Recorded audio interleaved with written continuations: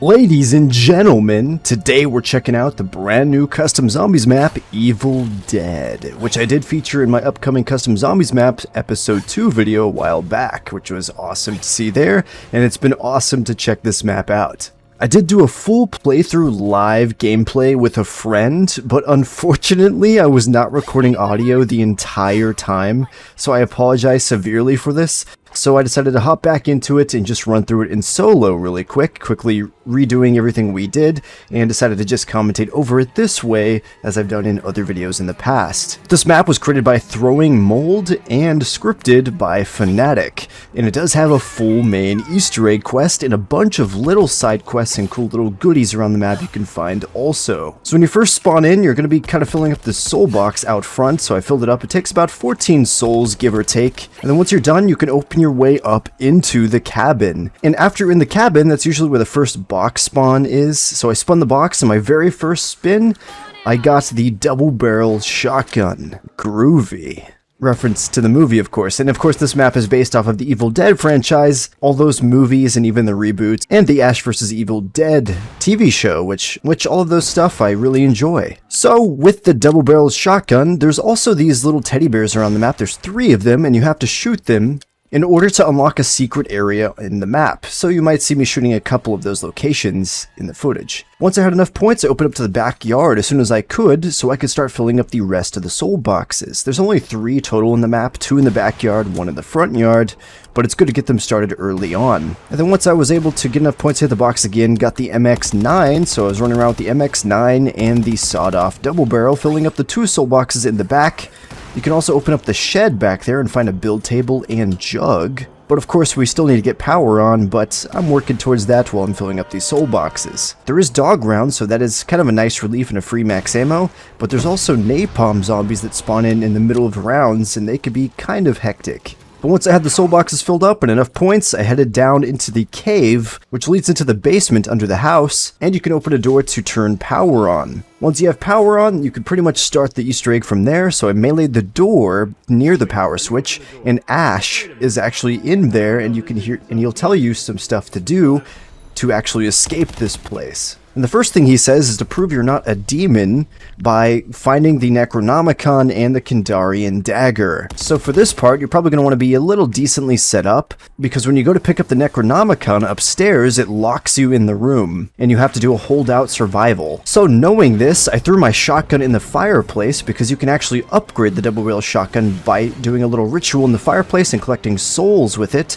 So I like to collect souls while I'm surviving, and then I can pick up the Necronomicon and finish up the soul box to be able to pick up the shotgun afterwards, which is now upgraded to the boomstick. And this boomstick goes pretty hard, but we'll see it more in action in a bit. And if you filled up all the soul boxes, you can go back to spawn and use the rift now. So you could open up the rift and go to this kind of area that's kind of a nod to Evil Dead 3, or I think it's called Army of Darkness, where it's all medieval. And in there you can find the Pack-a-Punch machine and the Hell's Retriever, which I managed to pick up.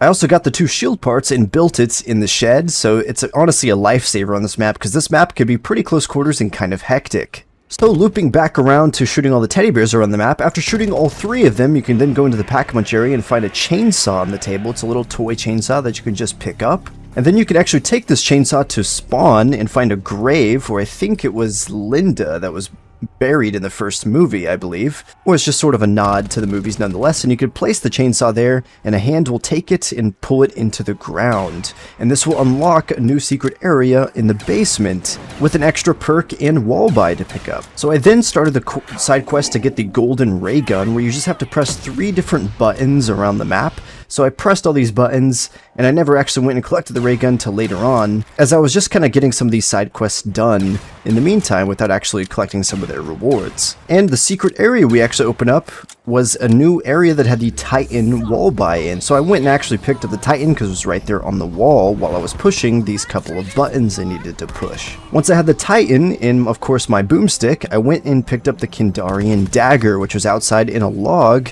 And we had to actually fill it up with souls, and it would move every so often with a couple of souls, so we just had to keep following it around the map, and it was pretty cool. Pretty cool effects too. I mean, red sort of like blood flying from the zombies when you kill them, just going into the soul box. And you just kind of go around the map filling it up, and it takes you all around the map. So it's a nice little step to actually force you to sort of explore the entire map. And it could be pretty challenging, of course. So now that I had the dagger in the Necronomicon, I went and meleeed the door to talk to Ash again. And then Ash realized that there's missing pages from the Necronomicon, so we need to go collect those now. So I then just have to run around the map and collect 4 different pages using my Hell's Retriever.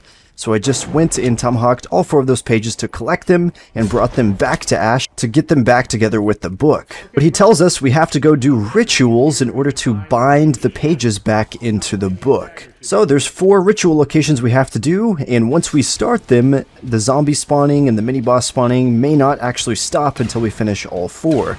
So we go to spawn here and start the ritual.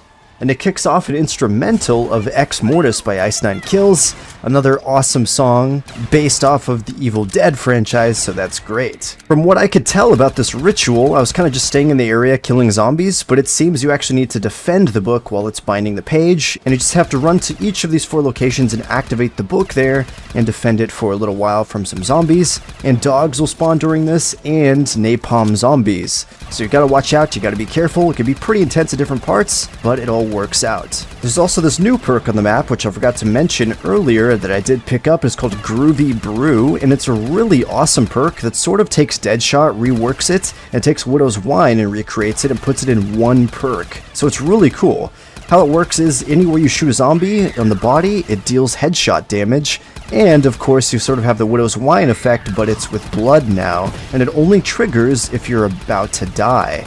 So it's even more useful, I think. It's really cool. And once you complete all 4 of those rituals, you can then go back to Ash and talk to him some more, and he has the book back together, and now he's trying to say the words to make the nightmare stop and get you guys out of there. But he can't seem to remember the words from Army of Darkness that the wizard told him. So he says give him a while to figure it out and come back later, basically, and then you'll be able to buy the ending for 50k points. But he also does reward you with a Perkaholic.